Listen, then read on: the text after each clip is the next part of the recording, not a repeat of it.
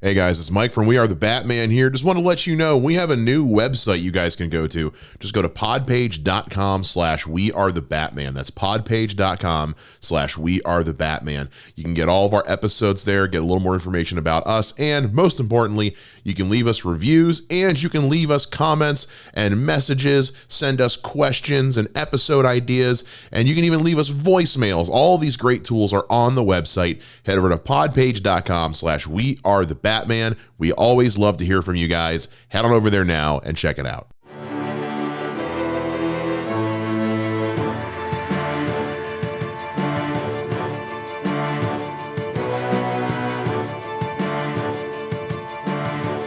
Everybody, welcome back to We Are the Batman. I'm Mike. This is Matthew. All right, it is the last Friday of the month. That means we are doing another breakdown of the live-action Batman movies. Last time we did Batman from 1966, and today we are doing Batman from 1989, starring Michael Keaton and Jack Nicholson and Kim Basinger, and directed by Tim Burton, written by Sam Hamm and Warren Scarron. I personally just get out of the way. I love this movie. I know Matt has slightly different feelings, but we're gonna break it down nonetheless. We're gonna talk about production and costuming and the actors, and we're gonna just break the whole damn thing down. Right off the bat, just to get some little pre-production stuff out of the way. Like I said, this was written by Sam Hamm and Warren Scarron. Sam Hamm had previously worked on Never Cry Wolf. But this was his next credit. He went on to get story credit for Batman Returns. He also was a writer on the TV show Mantis. If you don't remember that short-lived superhero TV show, it was actually kind of cool. As well as Monkey Bone. Warren Scarron had worked on Beverly Hills Cop 2 and Beetlejuice before getting this movie. But then this was kind of the last thing he ever really worked on. He did some other behind the scenes stuff, but this is all he ever got a writing credit for. And then, of course, we all know Tim Burton's legacy. That goes without saying. And then as well as like, I mean, the careers that, continued on with the actors from this movie, Michael Keaton and Jack Nicholson in particular continue. I mean, we're going to be seeing Michael Keaton again pretty soon. So more on that to come. But the movie was made for with a budget of about $48 million. And again, this is $1989. Made for $48 million with a box office of $411 million, which even by today's standards, is pretty good. Yes. That is a box office success. That is very good. If anybody gives a shit, the movie currently holds a 73% on Rotten Tomatoes, which I actually think is kind of low, to be honest with you. But I also, again, have a very strong love for this movie. Yeah, that's kind of the nuts and bolts. The movie did go on to win an Academy Award for Best Art Direction. Nicholson was nominated for a Golden Globe for Best Actor. I mean, it actually did a lot of awards traffic. And it's because this movie was such a huge success that basically this is the reason Batman the Animated Series gets made, because this was such a huge hit because by the time Batman Returns comes out, the animated series is already running. But this was what prompted Warner Brothers to be like, hey, we should, because, toys, kids, comic books. So let's capitalize on that. So, yeah, that's all the kind of the behind the scenes that we'll get into at the moment.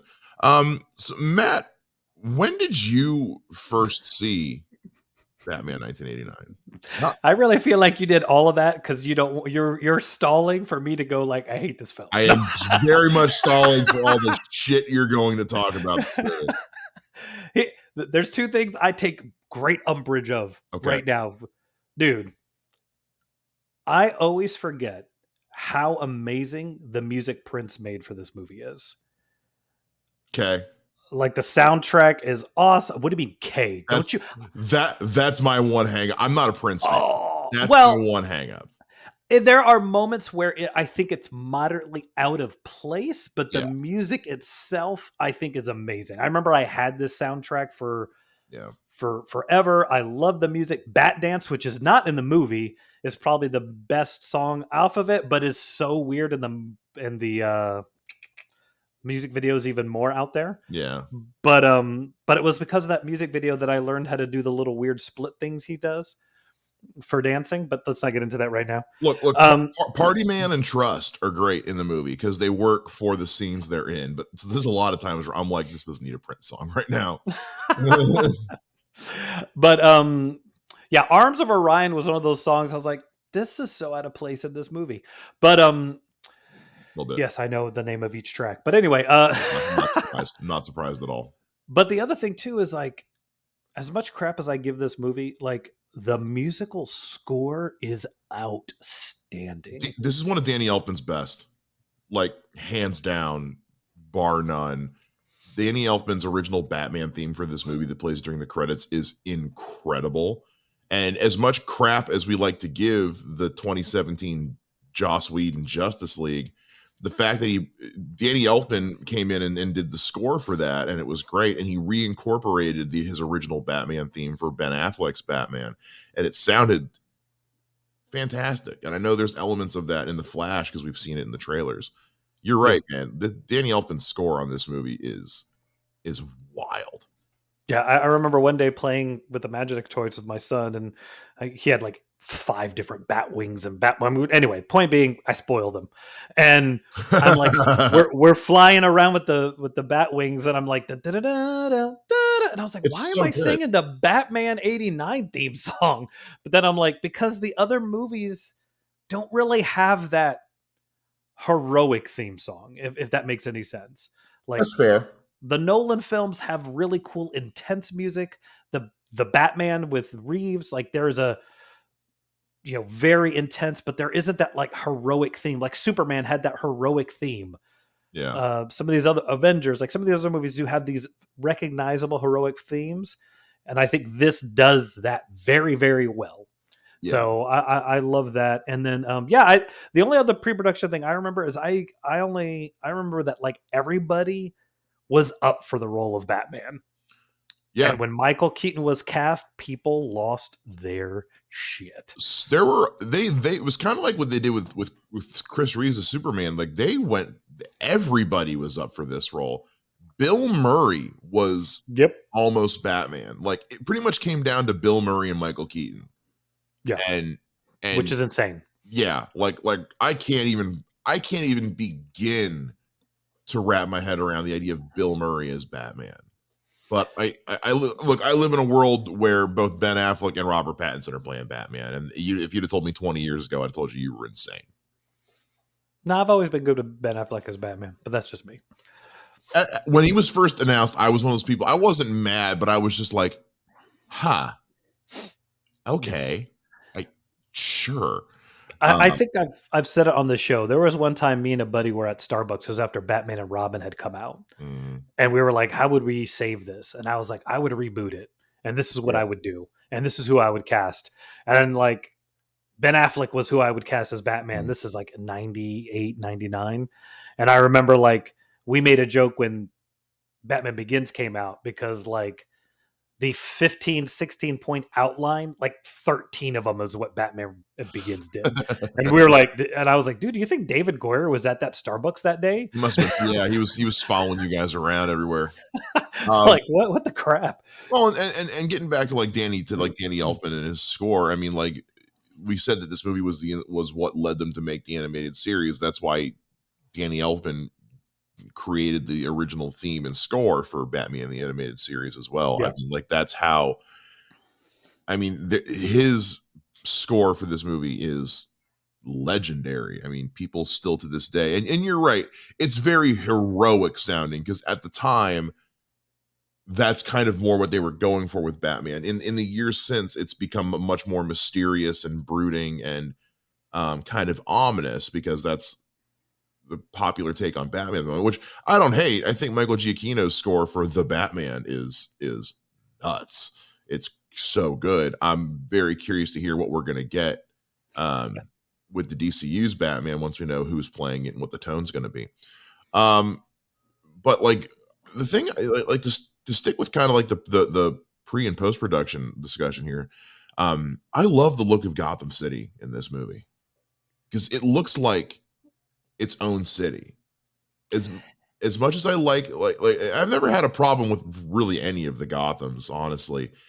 But like in the Dark Knight trilogy, like yeah, Gotham City. I mean, like they shot it all in Chicago. It looks like Chicago. Yeah. I will say Matt Reeves, I think, has done the best since probably in a long time. But this version of Gotham, I mean, it feels like Gotham City from the comics. I mean, the matte painting work they did, and the really clever sets they built. I mean, like this feels like Gotham City. It feels like its own city in the world.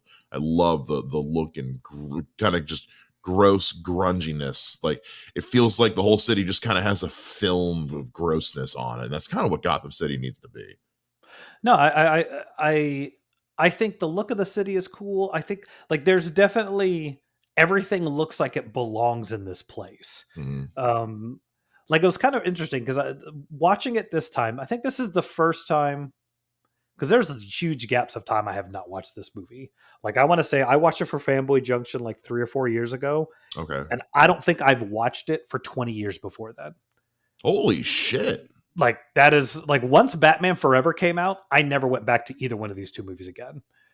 I still cannot get over how much of that, how much of your favorite Batman movie is Batman Forever. Like that is martial arts Batman, bro. I mean, martial arts Batman. I get why you love it. I just can't get over how much you love it. Well, and you think of it this way. I don't particularly care for the first two. Batman Forever at the time does everything I want a Batman movie to be. So it's like, why would I ever watch the other two? And then Batman and Robin comes out, and I'm like, well, F this franchise. Well, shit. Yeah. And then it's like I watch animated. I keep watching Batman Forever every so often. And then of course the Nolan comes out, and then I don't watch any of the other ones for a while. Oh, but when the Nolan trilogy hit, that was it. Yeah, and I don't get people saying that the Nolan trilogy is dated, but that's for episodes later. Yeah, we'll get to that when we get to those movies. Sticking with Batman '89. Yeah. So when I watched it for Fanboy Junction 3 years ago, it was out of I hate this movie. I don't want to be watching this movie. And this time watching it, it was kind of like I was watching it of like I'm really critiquing it. I'm not hating it. I like I went with 66. Like, let me watch this for what it is. Yeah. And and I've said it before, like you cannot take away how much this film, for good or bad, influences Batman for the next 20 years. Oh, the look with animation, the cartoons, the comics, the movies after it, even the Nolan trilogy is a step away from this as far as like the look and feel of things. Yeah. And I think that there's just so much of it that visually is awesome. The big thing that I just found myself wondering is like, why does it look like it's in the 40s? Like it's just a weird, and I know cell phones aren't a thing yet, but it was just one of those weird, like, are we like homaging the Superman movie? You know what I mean? Because like that's 10 years before. Is that what we're doing? That was the only thing that was odd to me. It's a weird thing they do with Batman for a long time, where Gotham feels almost anachronistic, where like it's present day, but it's not. It's almost like an early variation of. I'm gonna get crucified for this, but an early variation of like steampunk, where like it's modern but also old timey. It's like a weird combination of present day and like the 50s, because like the fashion is very 50s looking. It does have kind of a 50s feel, 50s 60s feel to it, but it's also still quite clearly set in the present day as far as the movie goes. Literally, with the exception of the single computer Batman has in his Batcave, there is no telling that this does not take place in like the 50s or 40s. And I think that's in a way, it's kind of a testament to like the timelessness of Batman in a way, but also just it makes Gotham City feel that much more what's the word I'm looking for here?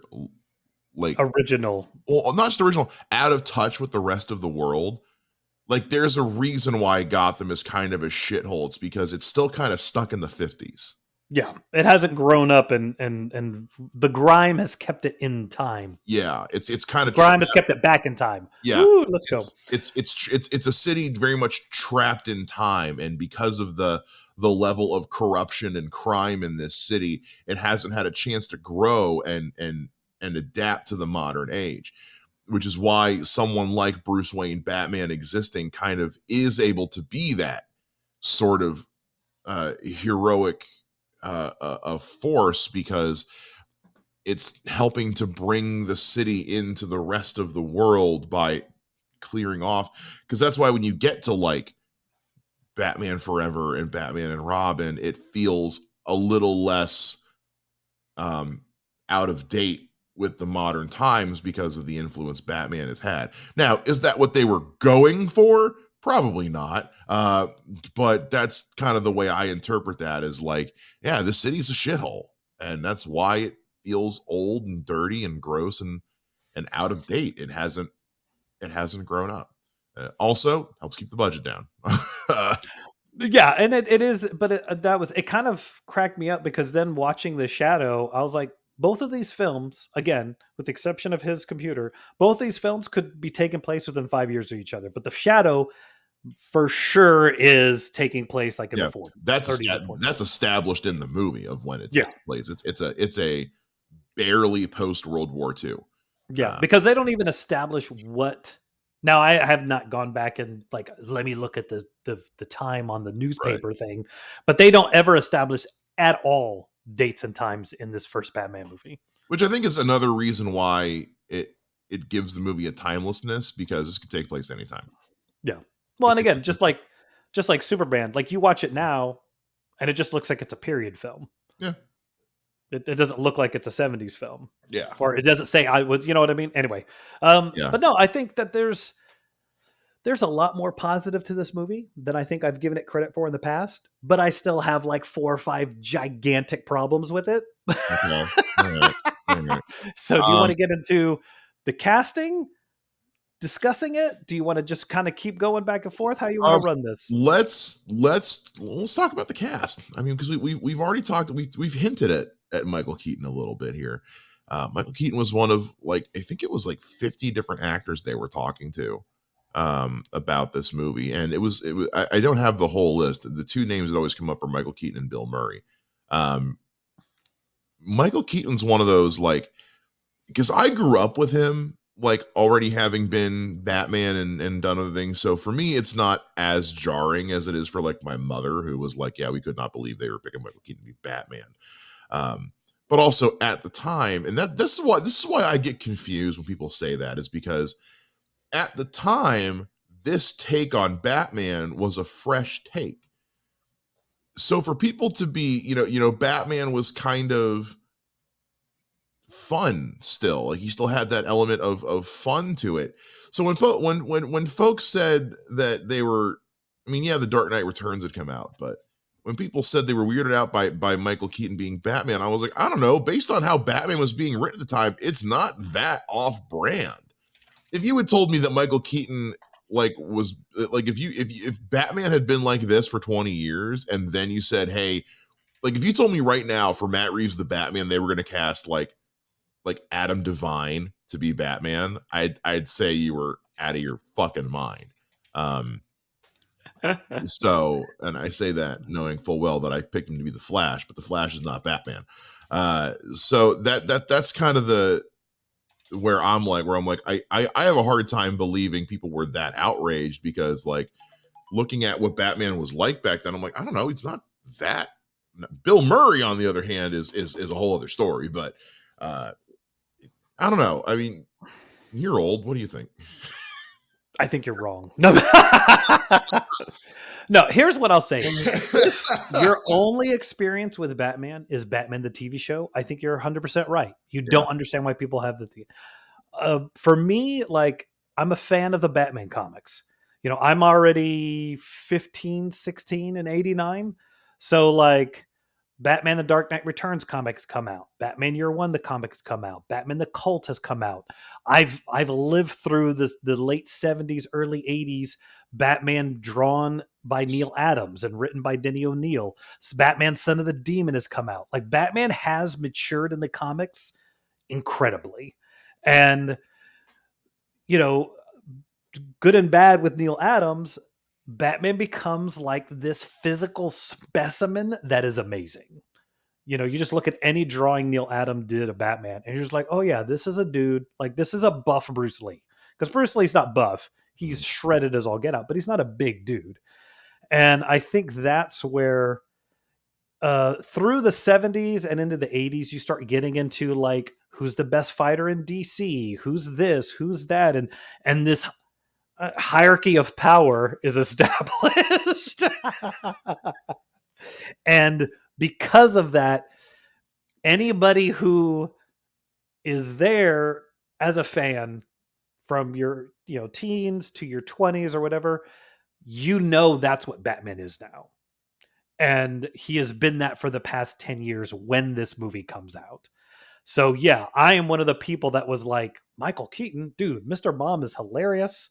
You know, Beetlejuice is cool, but it doesn't make any sense that you cast Michael Keaton in this role because, I mean, yeah, again, I loved him in Beetlejuice, but Tim Burton's whole thing is like Michael Keaton's the only person he thought was insane enough to dress up like a bat and go fight crime, which psychologically I believe.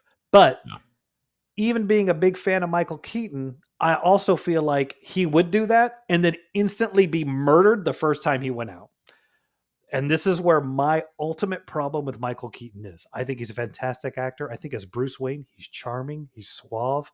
I totally get why Vicky Vale bangs him. I have no idea why Vicky Vale is even in this movie and why that love story's in this film.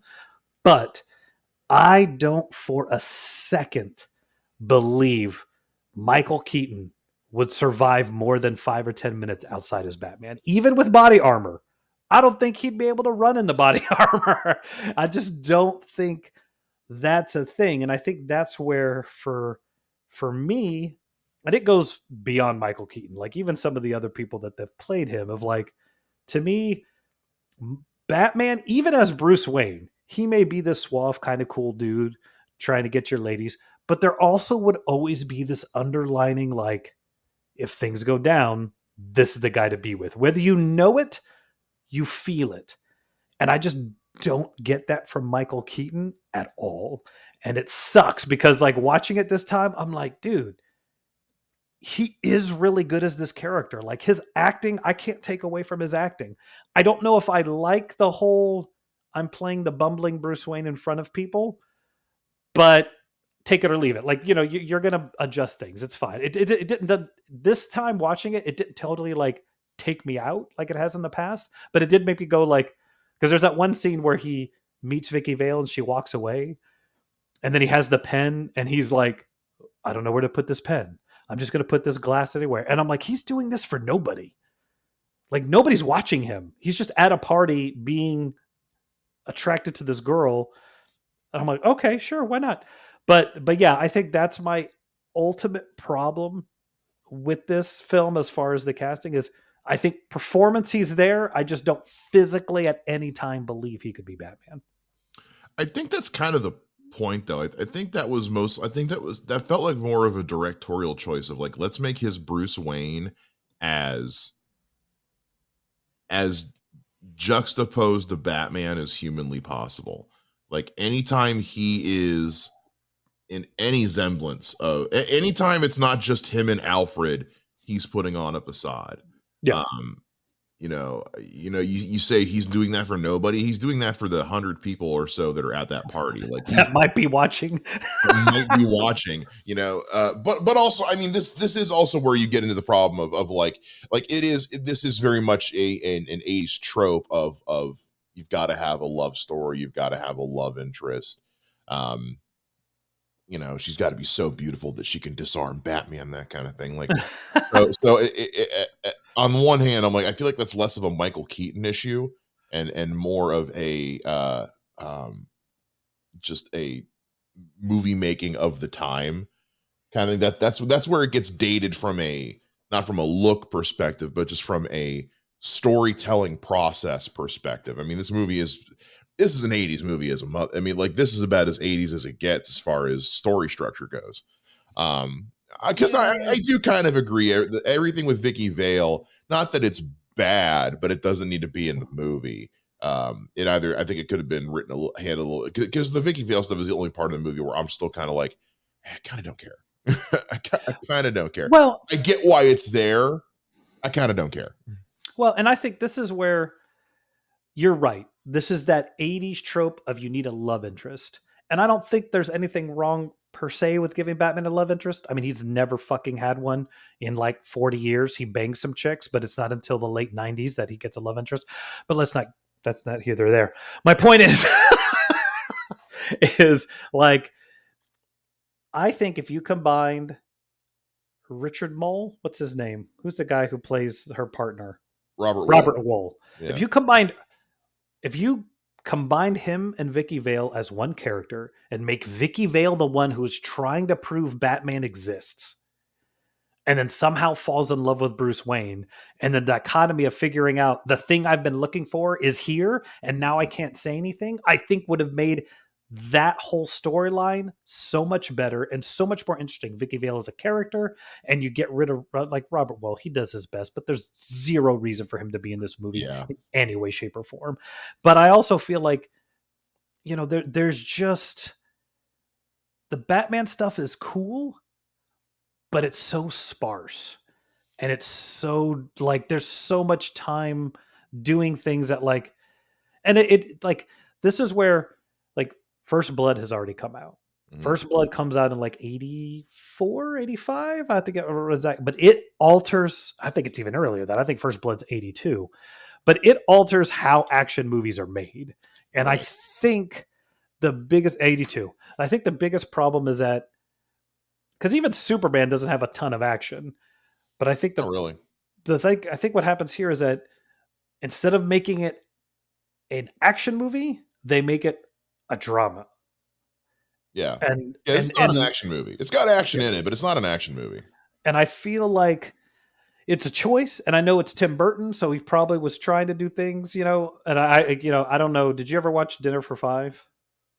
Once. Okay. So there's this bet that I freaking love, and I think he's done it a couple times, where Kevin Smith talks about how he made a joke about the ending of Planet of the Apes movie that Tim Burton made matched a comic he wrote about Jay and Silent Bob. And that he jokingly said like, oh yeah, I'm going after Tim Burton legally. And then whoever like heard him say that, like made it a big deal and tried to create like an animosity between them. Oh no. So then Tim Burton goes on file and he's like, look, I would never condescend to read a comic book. And Ooh. Kevin Smith is like, when I read that, I go, oh, that explains Batman, the movie. And I was like, yeah. But you know what? I'm not sure. I'm not sure I totally buy that either. To me, that just sounds like Tim Burton talking shit. Well, when you look at the stuff Tim Burton makes, I'm like, there's no way he's never read a comic book. No, but I think that the joke more is that like I think there is this script to me feels very much like you're saying. This is a save the cat script template. Yeah. And insert Batman things into it. Yeah. And I feel like there's so much like, I'm sorry, when I watched the movie, it was like, oh, Michael Keaton's not on screen and neither is Joker. It's the stuff with Vicky Vale and Robert Wool does kind of take over the movie for a good bit. For a movie that's just called Batman. Yeah. I've never been a big fan of Robert Wool in this movie. I think, yeah, like you've got Vicky Vale. I don't need Robert Wool. If she's supposed to be this incredible photojournalist, what do we need him for? Why is he here? He doesn't need to be here. So it is what I love this movie. I don't love everything about this movie, but I do love this movie. and Michael Keaton, I think, just for being such an out of left field casting pick, like you said, his Bruce Wayne is so good. His Bruce Wayne is it's it, it and I think that's where I think the Bruce Wayne of Facade is why you cast Michael Keaton, because once he's in the bat suit, he's just Batman. He doesn't really need, you can kind of do whatever you want, but where he needs to really shine is that, because where he's going to get the most acting is out of his Bruce Wayne. Yeah.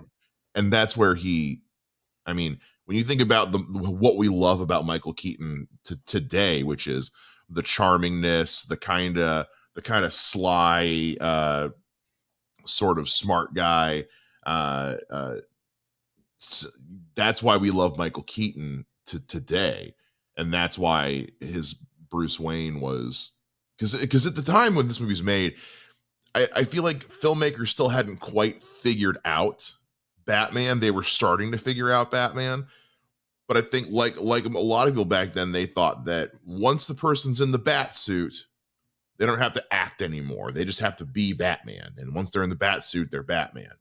It's not until you get to like the Nolan trilogy where Batman in the bat suit is its own distinct character, separated from the two different versions of Bruce Wayne. So for what they needed Michael Keaton to do as suave, charismatic, but also he has got a quiet intensity to him when it's just him and Alfred, and he's just like at the back computer and he's just talking quietly like this, and he's going, or when or even when he's talking to Vicky Vale and he's like, listen, I have to do this. This is what I'm gonna do. You can sit here and be mad at me all you want, but right now I got to go to work. He is intense. He is, bro. That's why you cast Michael Keaton. He's out there right now. Yeah, I have a job to do. Yeah, no, like he's chills. Yeah, when he's Batman, like I really like I said, this is the first time I think I've watched it with a like, let me open up and enjoy it. Yeah. And like the Batman stuff is fun. I mean, dude, I got the biggest kick out of, I was going to try and send a picture to you again, but she got up as like, I started watching it and Rosalind, my 5-year-old, she was fucking in, bro. Yeah. She just sat down, and there's that scene where Axis chemicals and all the stuff, and he comes out of the dark with the cape, and she's like, "It's Batman!" And I'm like, "Dude, that's what you want. Like, mission accomplished, bros." I mean, yeah, it's Batman, but I mean, but that's Batman. So they really got that element of Batman. I think really they got the tone. Like you said, like this movie set the tone for Batman in general for decades after this.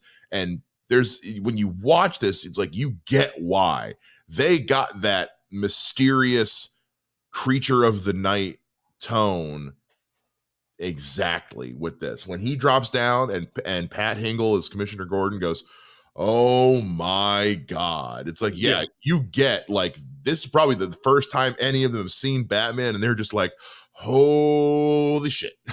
Yeah. So I go back and forth, but that is, I think, my biggest, like, he's great in the costume.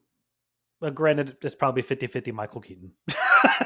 But when he's talking or doing stuff in the costume, he's great. I mean, dude. Yeah, the moment he opens his mouth.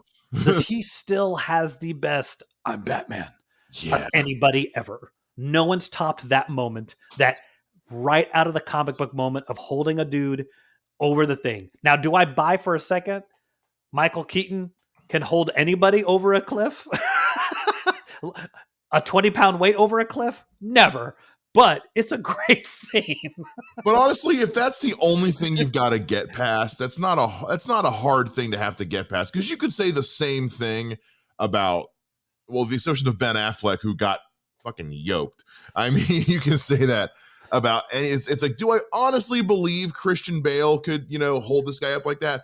I don't know if I totally believe that, but it's Batman and that's what he's doing. So I'm just going to accept it. Yeah, I think somebody said this. It was when we did our episode, and I don't want to quote too much and go back that game again, but like Robert's whole thing was like, I've never thought about the fact that you were 15 and had this deep well of knowledge and 10 or 15 years of fandom over Batman, that when you see this movie, all that stuff comes up. Because like he's around the same age as you are. Like he had no no preconception of who Batman should be. But I also have to say, like, thinking about this right now is like thinking about actors back in the time. Like, I don't know if I could pick somebody better. Yeah.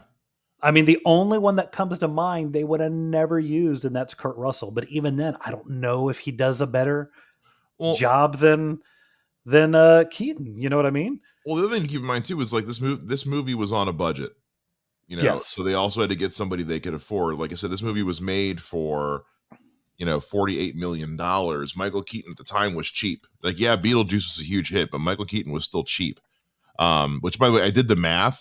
So $48 million budget, 412 million return. That is almost 9 times its budget back. Yeah. Well, the thing I was going to say earlier is up until I think 96, 97, this movie is one of the top 10 income earning movies of all time. Yeah, this is one of the highest moving. This is one of the highest earning movies I in the take it world. back. 90 because Returns exceeds it and then Forever exceeds both of them. Yeah. But for at the time, this was one of the biggest box office hits in cinema. I mean, this thing was a worldwide phenomenon. We've talked at length about Michael Keaton, but there's another actor in this movie that I think needs to be talked about because his name still comes up, and that is Jack M. Effin Nicholson as the Joker. The guy who's kind of set the standard for the Joker. Yeah. I mean, to this day, anytime there's a new Joker cast, his name still comes up. When Heath Ledger was cast, when Jared Leto was cast, Joaquin Phoenix, Barry Keoghan, with the exception of Mark Hamill, I don't think anybody's name comes up when the Joker's mentioned quite as much as Nicholson. Even as it's pretty much Nicholson and Ledger are the two names that get thrown around. And I mean, there's a reason. I mean, Nicholson just nails it in this. He nails it. It is. It's hard to find words to express how I feel about Jack Nicholson's Joker in this movie. I think he does a really good job. Like he is not anything I can go, I wish he wasn't him. Yeah. Like there's nothing like this is the perfect casting at the time, maybe even later. When you read the comics, like the only thing I could potentially, if I like wanted to nitpick, like Joker is supposed to be really lean and elongated. But I mean, whatever. Like if you have Michael Keaton's Batman, let's let it go. If your nitpick is that Jack Nicholson was a little too thick, yeah, it doesn't matter. It doesn't really matter.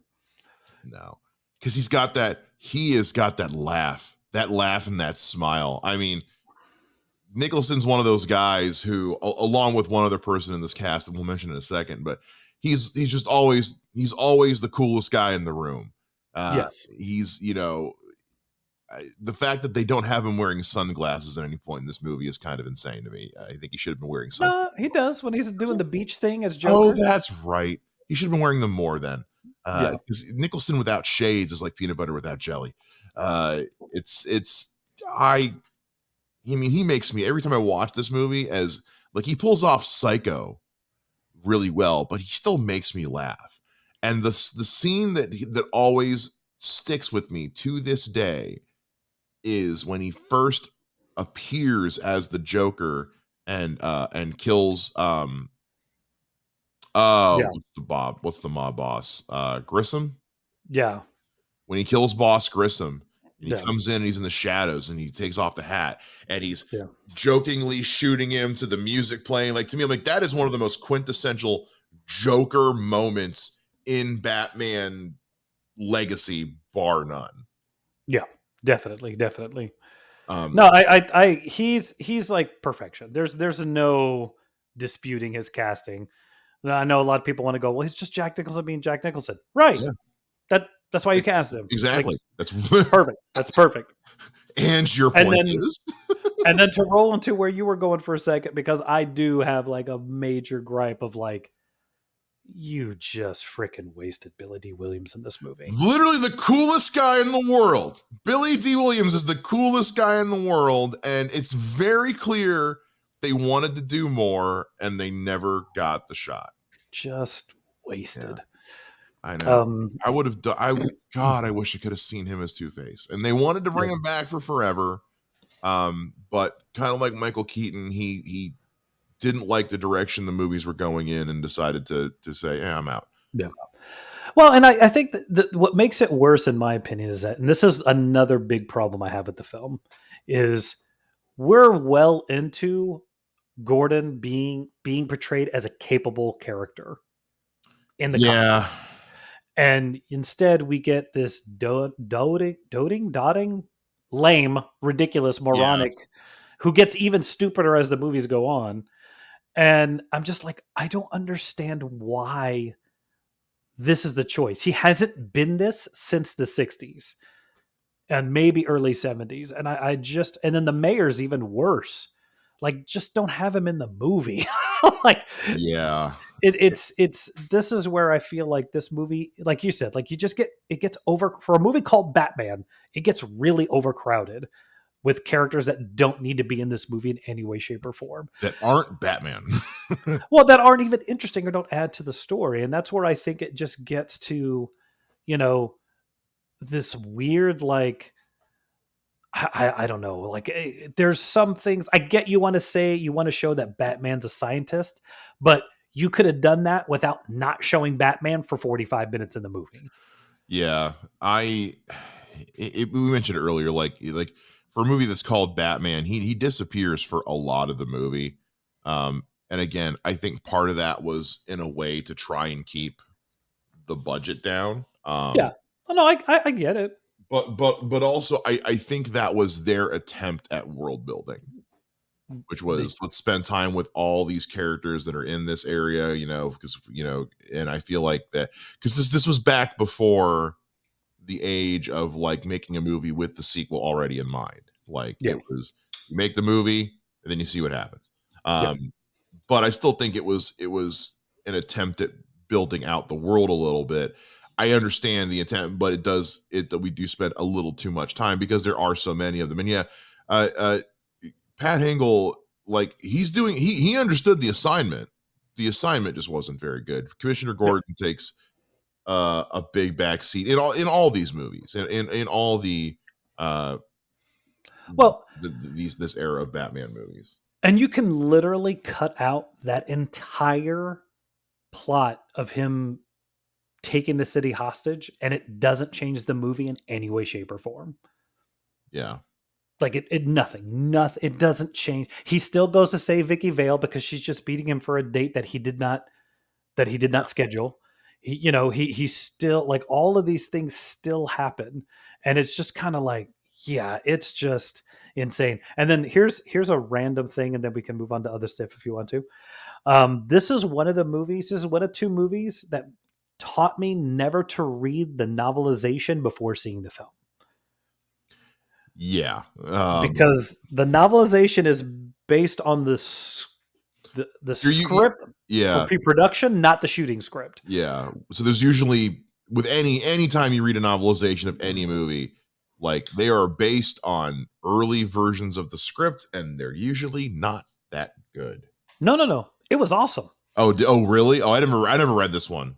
So the main difference is that, and it's a big one because I was like, that would have been really cool and fun to watch, is that when Joker goes to her apartment and shoots Bruce Wayne, he takes Vicky Vale with him. Oh. And then Bruce Wayne puts on like a fake mask and, like, changes some of his clothes so he just doesn't look like he's in his suit, and runs after him and saves her. And gets into another fight with all his goons and does all this stuff, and then is able to get her away from him and bring her back. And then the rest of the film happens. that sounds to me like something they wrote and then we're told, yeah, we don't have the money for that. Yes, and it's exactly what it is. But it was just like one of those, like, but so because of that entire scene of her apartment makes no sense. Like, why does Joker go, oh, I guess I'll just shoot this dude and leave. See ya. It's like, Yeah. I, I really But feel like he would have but just taken her. but I also feel like you want to get nuts, let's get nuts. And you want to dance with the devil in the pale moonlight. I mean, Oh no, they're so good. They're he so should good. have just taken Vicky Vale. Oh, you just don't like how the scene ends. Yeah, that he doesn't take. Like, why would Joker just leave at that point? Yeah. Like, he would just take her with him, and then that rolls you into the parade, and then Batman coming, and now you add to like he's having to save her, because that it's just like yeah, that's where I'm just like, I get it. You didn't have the budget to do that scene. Then Yeah. just have Joker take her, and then we can roll with the rest of the film, and then we don't have to see Robert Wall again. Yeah, that's true. Oh, I don't hate him in the movie. It's just so He just unnecessary. doesn't need to be there. That's all it is. He's Yeah, literally a trailer character. He's great in the trailer because it adds some cool stuff to the trailer, but you could have had Vicky Vale doing every he's single thing he does. he's there to be the plucky comic relief, which I feel like in a movie where you've got a character called the Joker starring a comedian as Batman, you shouldn't need plucky comic relief. Yes, um, exactly. There's one other piece of casting I want to talk about because I think we're going to talk about it over the next 4 months, which is Michael Goff as Alfred. I Michael think Goff he's outstanding. is, I mean, like he set the standard for what Alfred needs to be. I love Michael Caine. I love um, Jeremy Irons. I love Andy Serkis. I mean, I don't think we've ever had a bad Alfred when I think about it, honestly. Even the Alfred on Gotham was pretty damn good. Um, I love Michael Goff as Alfred so much. He is so, no matter what the movie is, even in Batman and Robin, say what you will about the movie. I love his relationship with Bruce and Dick. I love the, this is my surrogate father. These are my surrogate sons. Yeah. The love they have for each other in Batman and Robin, going all the way back to this one. When it's the date with Vicky and they're tired of sitting in this stupid dining room. They go eat in the kitchen with Alfred, who's just telling embarrassing stories about a young Bruce Wayne. And, he gets up and leaves and she's like, he's so great. And he's like, yeah, Alfred's the best. And it's like, yeah, Alfred is the best because Michael Goff is a treasure as Alfred, man. Yeah. Yeah. No, I think he does do an amazing job. He's unlike Gordon. I Mm-hmm. don't mind that they kept him as the butler. Because again, like it's starting in the comics that he's not just a butler. Yeah. But And even then, they slowly, and this is one of those little sleeper things they do in all four of these movies. They slowly start to incorporate little bits of that into him. Like you get into Batman Returns and he's helping Bruce with like when he's pranking on Penguin and does the record scratch, which is just an awesome move. I don't give a shit if it's stupid or not. I love it. Even going all the way into Batman and Robin, where like you find out that like he has this whole past of working over like in the Middle East and that he's knowledgeable of the computer technology and develops this stuff for Barbara. Like they've started to incorporate that he's hey, more than just a butler into the character. who made Robin's suit in Batman Forever? Exactly. It's very evident. Like you said, this element of the character is starting to get worked into the comics, and they slowly start incorporating it into the movies too.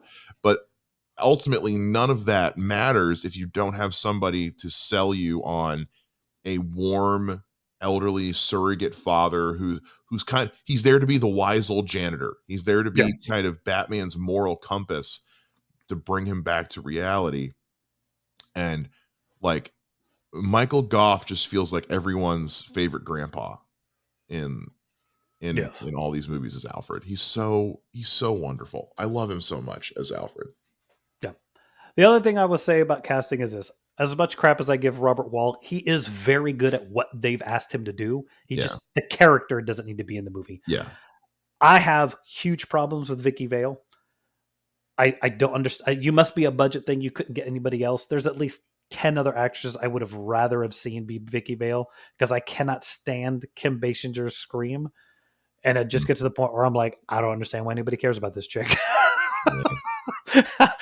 It's but she yeah. goes on to be a fantastic actress. She's just like what she is. She's a model turned actress still at this point. Yeah, that's what you needed the love interest to be. Again, Yeah. this is still like I said, this is still very much a quintessential 80s movie because the role she plays in this movie is what pretty much every attractive woman in movies was there to Yeah. play, especially in a quote unquote action movie. She's there to look good for the camera and get rescued, and that's pretty much it. All right, I got 2 more things to go because we're almost at an hour. So let's do this. Do we really need to cover the car? It's your favorite. I It's the can't deny best it's amazing. Batmobile. It's the best It's an amazing Batmobile. Bar none. I will fight anybody. It is the best Batmobile, hands down. It is visually amazing. I love everything about it. The only problem I have when I watch it is I go, it's really obvious they're driving like 30. I know. I don't think it's gonna happen, but I kind of hope to God in the Flash we get to see this Batmobile like be the freaking Batmobile. Like, yes, it's very clear this Batmobile is going about 30 miles an hour every time we see it. I really wish we could see this Batmobile in a proper action sequence because like the Batmobile chase in Matt Reeves' The Batman is incredible. Yeah. I want to see, but this Batmobile stylistically is the best. Oh, it looks amazing. It's amazing. Just bat themed enough to not be ridiculous. They realized, hey, if we're going to have a jet engine, we should probably have an intake turbine in the front. The armor stuff is it's cool. This Batmobile is the best Batmobile. I will die on that hill. Find me on Twitter at Mr. Mike Shea if you want to yell at me. It's fine. Yeah, it's so good. It's so good. All right. How do you feel about the Bat Cave in this movie? I think it fits with what the movie is. Yeah. Like I think it is what the film is. The weird thing about this movie is, again, because we don't get dates, we don't get a lot of information. We're assuming he hasn't been Batman for that long, but he's been Batman long enough that people know he exists. I don't know if that's 6 months, a year. I think similar to the Batman, it's probably been about a year. Yes. He's avoided the cops for a year and they suddenly find him. Like that's where there's weird things where I don't know how deep in, and they don't establish it. And I don't know if it's really all that important, but the criminal's already afraid of him. And the cops are moderately aware of him, but don't know if he exists and don't know if they believe it. And I think I think to answer your question of how he's avoided the cops long, I think it's because he's only been dealing with small level stuff. Yeah, he hasn't been. I think Joker in this movie is his first like big villain, true big villain thing. Up to this point, I think he's been dealing with muggers and small time stuff because he's trying to stay in the shadows. And I think that with Joker, because at the end, after he beats the Joker, is basically like, now you all know I'm here. Yeah. If you need me again for something like this, I'll be around. But that's why I think up to this point, like he's just been dealing with small level stuff. Yeah. Street crime, basically. I think there are a couple little things for me personally when I get into like the positive is, as much as I don't buy Michael Keaton physically as Batman, I think his performance, I'm like, I can't say he's my favorite, but he's definitely not the crappiest. Yeah. I'm not somebody who's excited that he's back in the Flash, but I completely understand why everybody else is losing their shit. It's going to be so good. It's going to be so good. But no, I think, again, I was surprised at how much I was like, hey, I don't mind watching the Batman stuff. I don't mind watching like the Joker stuff is great. I'll tell a funny story. We can cut it if we want to. I had this buddy who he was like a friend of a friend, and eventually he and I became friends without that friend. And there was one day we were probably like 2 or 3 months into our friendship or whatever. And we were doing something. And I was getting ready. I was either getting ready for work. I was getting ready to do something. And I was getting ready. And I was getting dressed. And then I stopped and I'd look in this, like I had a mirror, like the mirror door for the closet or whatever. And I was like checking my stuff. And he walks up behind me and he just puts his hand on my shoulder and he goes, "You look fine." And I looked at him, I go, I didn't ask. And he just dies laughing. And he's like, finally, someone gets that joke. He's like, I've done that to so many people and nobody has any idea what I'm talking about. So good. Jack Nicholson's so good in this So movie. I was watching it, I filmed that scene and sent it to him through Facebook, and we were both laughing about that. He's like, "Oh yes, that was hilarious." Jack Nicholson is so good in this movie. Yeah, I think aside from some of the things we discussed, yeah, there's a couple things that are a little more contrived than I would want them to be, but also have to think like this is like you're saying, this is an '80s movie. A lot of that stuff's contrived. Movie is '80s as fuck. Yes. I think the only other thing is I think when there's action, I think it's pretty good considering he probably couldn't do anything in the suit. Oh no, you cannot move in that suit. That suit Yeah. is a big. I mean, every time he turns, it's a full body turn. To the point where that's such a long running joke that in The Dark Knight, where he's like, oh, you want to be able to turn your head? He's like, make backing up the driveway a lot easier. Like that's very much a callback to the fact that suit was all one piece. Yeah, we'll get into that later. But it's. So I think there are portions of this film that are kind of dated, and there's nothing wrong with that. You know, the suit is one of them, but it is like, what was the other option? Like they were just trying to do something different and not do the cloth thing that was in '66. Yeah, the car is fantastic. It's not my, we all know Batman Forever is my favorite of those first four, but I don't think it's probably my number two. Okay. Like I personally really, really don't like the next one we're going to have to talk about, but this one I have taken to a new appreciation of this first Batman. So thank you for making me watch it. You're you're welcome for me making you watch this movie. It's like I held you by the arm and like pulled a Clockwork Orange and held your eyes open while you watched it. All right, I have a last question for you. Hit me. So I have found a list of potential actors that could have played that were up for Batman. You want to run through these with me? I'm just gonna go. I've got a list here because there's one I want to. It's one of those like, who could I actually see doing this? And I hit me with this list. I can't wait to hear it. It says some of the people that were listed were Mel Gibson. No. Kevin Costner. Hell no. Well, Charlie. I'm also having to think like for the time. Robin Hood, Prince of Thieves. Kevin Costner. Lethal Weapon. Mel Gibson. Bill Murray, we've talked about. Harrison Ford, Last Crusade.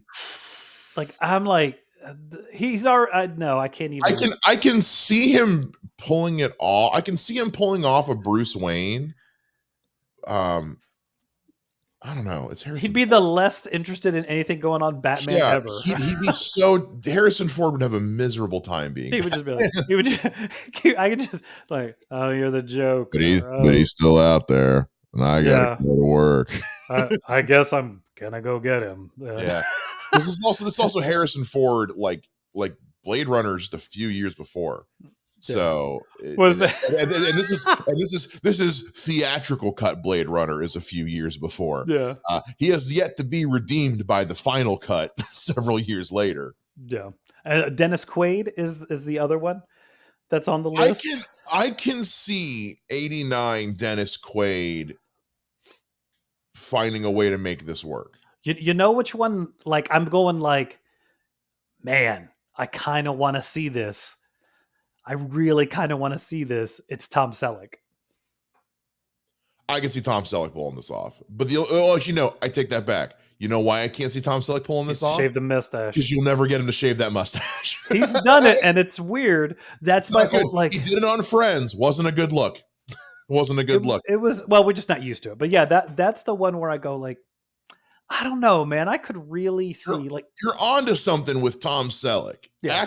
Acting wise, I can see Tom Selleck pulling it off. Physical, like he was not a buff dude, but he's a bigger guy. Tom Selleck was kind of the it guy in Hollywood. I mean, he was almost Indiana Jones. He was kind of the quintessential ladies' man actor. You put him in everything, dude, and you knew it was going to be good. Quickly Down Under, man. Quickly Down Under, top 5 westerns of all time for me. He was, I mean, he was the guy you put in your kind of not so much action, well, your action movies, but I, you know, in the 80s, he was your leading man. It was yeah, Tom Selleck. I always remember that episode of Friends where he tries to steal Monica from Chandler, and Chandler goes to Joey, and he's like, Richard tried to steal Monica from me. I'm gonna go kick his ass. Will you help me? And Joey's like, I don't think both of us getting our asses kicked is the right thing right now. Exactly. Well, and also, you know, at the time, I mean, Magnum PI has just ended. Yeah. Magnum PI ends in 88. Yeah. It, you know, I love Tom Selleck. I just want to be very, I fucking love Tom Selleck. But you know, he had done what's the, or no, three men and a lady, or 3 men and a baby, three men men and a and lady. three men and a baby, which is the movie that we for the Three Mics comedy shows we spoofed their movie poster. So I'm not kidding. That's exactly why. That's exactly what perfect. I did. It's perfect. No, I love Tom Selleck, and yeah, like of the ones you've listed, I think he's the one where I'm like, yeah, I could see that, but also you'd have to shave the mustache, and Tom Selleck without his mustache is no good. It's not like Cesar Romero where we can paint over it with white paint. It's You not. just drop the cowl down.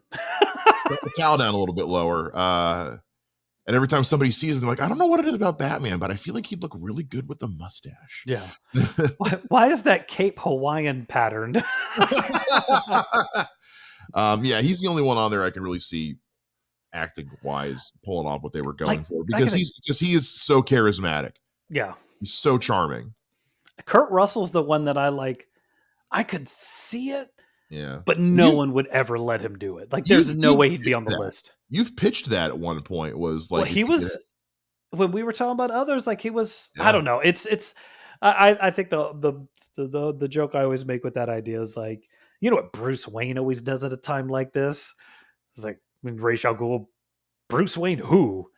Or who's Bruce Wayne? And then Robin runs in, flips over his head, lands. Bruce Wayne says, what the hell? So someone draw that. Someone just make that happen. Get on that. But yeah, we mentioned, like, this movie goes on to have a hell of a legacy. It inspires Batman the animated series. To talk a little bit about kind of legacy of it, you know, we mentioned that Sean Hamm went on to work on Batman Returns, Mantis, Monkey Bone. Sean Hamm also in 2021 from 2021 to 2022, there was a short-lived comic book series called Batman 89 that was a comic book series set in this world of Batman that Sam Hamm was the writer for. I read a little bit of it. It's pretty good if you're a fan of the 89 Batman. If you're a fan of the 89 Batman, it's pretty damn good.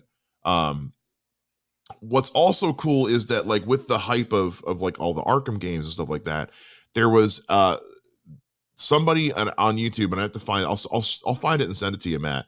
But somebody basically used the Unreal Engine and game developing software to develop a proof of concept of an Arkham style Batman video game set in the world of Batman 1989. It's not, you can't buy it anywhere. It's not playable because it's not officially licensed. So it would be a big, he basically did it as a proof of concept. But I mean, this movie inspired the look and tone and feel of Batman for 30 years, even further. It inspired the animated series, which also, I mean, inspired Batman for years to come. It launched Michael Keaton's career like a motherfucker. I mean, Jack Nicholson to this day is still, I mean, that's one of the things he is known for. When he eventually passes away, his ABC life in memoriam special on 2020 is going to be 50% Joker clips. Yeah. The look of the Batmobile. I mean, this movie gets referenced in some way, shape, or form as an Easter egg in just about everything Batman to this day. I mean, there's a reason this movie stands the test of time. Like I said, it made 9 times its budget back. Those are Deadpool numbers. Yeah. So, and then it of course spawned a sequel called Batman Returns, which we will talk about next month. Is we're just to give everybody a heads up, if you're still listening at this point, first of all, thank you. But we'll be talking about Batman Returns next month, a week after we review The Flash, which will also have Michael Keaton's Batman in it. So it'll be a nice way of sending off, talking about Michael Keaton's Batman. We'll be reviewing him in The Flash and doing his last movie as Batman with Batman Returns next month, which I think is going to be a very different conversation than the last two we've had, because Batman Returns is a movie. That is a thing. But if you haven't, it's gonna be a short episode. Is that what you're saying? Short episode. Michelle Pfeiffer's How to Hell. Yeah. Go. Bye. Yeah.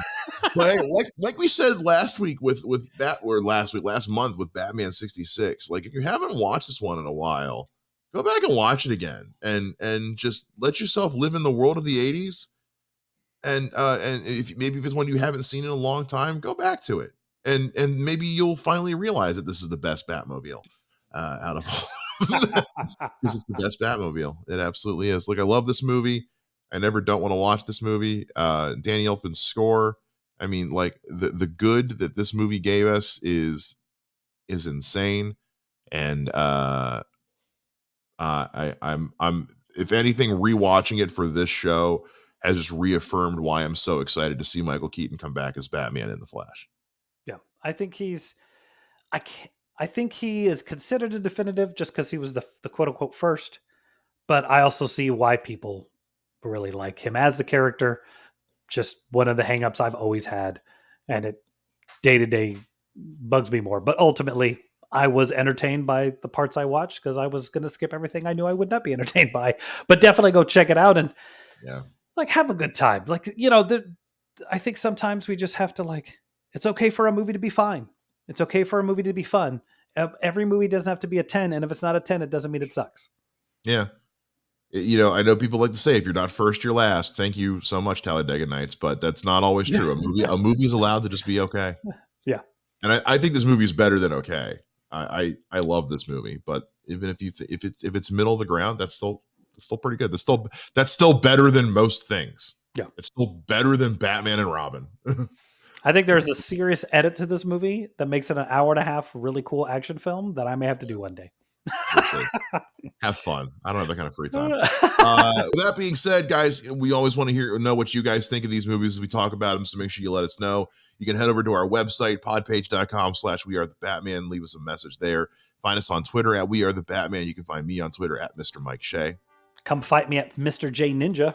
That is going to do it for this week's episode of We Are The Batman and this month's Batman Breakdown. We'll see you guys again next week with another new episode. Same bat time, same bat podcast channel. Bye-bye.